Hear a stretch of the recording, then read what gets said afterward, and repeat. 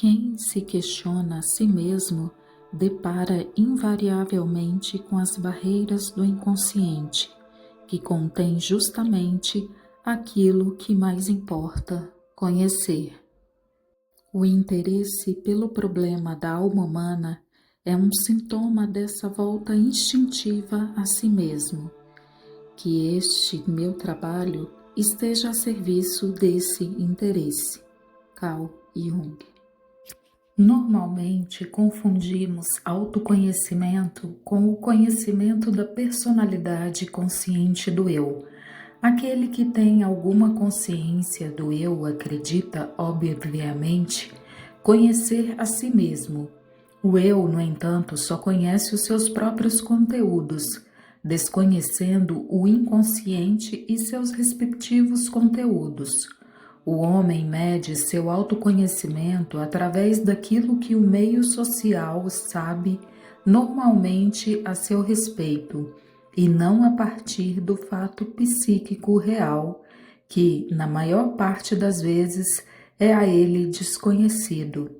Nesse sentido, a psique se comporta como o corpo em relação à sua estrutura fisiológica e anatômica, desconhecida pelo leigo. Embora o leigo viva nela e com ela, via de regra, ele a desconhece. Tem então que recorrer a conhecimentos científicos específicos para tomar consciência, ao menos, do que é possível saber, desconsiderando o que ainda não se sabe e que também existe. O que comumente chamamos de autoconhecimento é, portanto, um conhecimento muito restrito, na maior parte das vezes, dependente de fatores sociais, daquilo que acontece na psique humana. Por isso, ele muitas vezes tropeça no preconceito de que tal fato não acontece conosco e com a nossa família, ou em nosso meio mais ou menos imediato. Por outro lado, a pessoa se defronta com pretensões ilusórias sobre suposta presença de qualidades que apenas servem para encobrir os verdadeiros fatos. O campo amplo e vasto do inconsciente, não alcançado pela crítica e pelo controle da consciência, acha-se aberto e desprotegido para receber todas as influências e infecções psíquicas possíveis. Como sempre, acontece quando nos vemos numa situação de perigo. Nós só podemos nos proteger das contaminações psíquicas quando ficamos sabendo o que nos está atacando, como, onde e quando isso se dá. Uma teoria, porém, que se limitasse estritamente a essa perspectiva seria de pouca valia para o autoconhecimento, já que se trata do conhecimento de fatos individuais.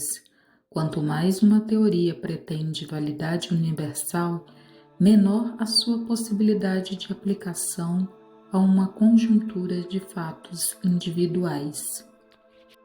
O próprio homem é um enigma. Isso fica ainda mais explícito na falta de parâmetros necessários para o autoconhecimento. Ele, o homem, é capaz de estabelecer com clareza as distinções entre si e os outros animais, no que diz respeito à sua anatomia e fisiologia, mas faltam-lhe critérios para avaliação de si mesmo enquanto essência consciente, autorreflexiva e dotada de linguagem. O medo da psique inconsciente é o obstáculo mais árduo no caminho do autoconhecimento e também no entendimento e abrangência do conhecimento psicológico. Através do autoconhecimento, através da investigação da própria alma, nós nos deparamos com os instintos e seu mundo de imagens, o que pode constituir um passo no sentido de esclarecer as forças adormecidas de nossa psique, que, embora presentes, passam quase desapercebidas. Trata-se de possibilidades de intensa dinâmica e a questão se a irrupção dessas forças e visões, a elas relacionadas, conduz a uma construção ou a uma catástrofe, depende apenas do preparo e da atitude da consciência. Além disso, trata-se sempre de um só indivíduo e não de 1.000.000, o que talvez valesse o esforço, apesar de se saber que sem a transformação do indivíduo nada pode acontecer. Na verdade, um efeito sobre todos os indivíduos pode não se dar nem mesmo daqui a centenas de anos. A transformação espiritual da humanidade ocorre de maneira vagarosa e imperceptível, através de passos mínimos no decorrer de milênios, e não é acelerada ou retardada por nenhum tipo de processo racional de reflexão, e muito menos efetivada numa mesma geração. Todavia, o que está a nosso alcance é a transformação dos indivíduos singulares, os quais dispõem da possibilidade de influenciar outros indivíduos igualmente sensatos de seu meio mais próximo e, às vezes, do meio mais distante. Não me refiro aqui a uma persuasão ou pregação, mas apenas ao fato da experiência de que aquele que alcançou uma compreensão de suas próprias ações e, desse modo, teve acesso ao inconsciente, exerce, mesmo sem querer, uma influência sobre o seu meio.